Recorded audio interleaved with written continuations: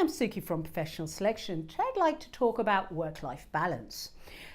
As you've heard in my previous videos, I believe that there is a time and place for you to take your work home with you, maybe an hour, one evening a week, maybe two, depending on what stage you're at. Sometimes it's a great time to get hold of those candidates that simply can't speak to you during the day. However, if you're finding that it's impacting your personal life, then you really need to do something about it. So here's a couple of suggestions. First of all, during the day, value your own time in the office far more selfishly. So when you've got a candidate that wants to meet during the day, try and get them to meet you for coffee instead of lunch. You'll be surprised at how many candidates will actually accommodate something like that.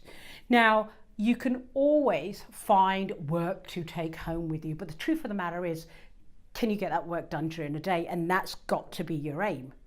Now, also, if you treat your personal time as an appointment in your diary, you'll commit to it far more. We all have things that we do outside of work, whether it's playing a particular sport or taking the kids to baseball. It's a firm commitment, so put that in your diary. I have a colleague here who's been with us 5-6 years now. You will not see him in the office past 5:10 on a Thursday because he plays hockey or football, depending what season it is. During the week, 2 days at lunchtime, you won't see him because he commits to going to the gym for 30 minutes. That is confirmed, booked in his diary. The only time he moves any of them is if it's so critical and every other option has failed. So start treating your time selfishly. Now, the other thing to this is if you're actually staying committed to your activities outside of work, it lets you let off steam.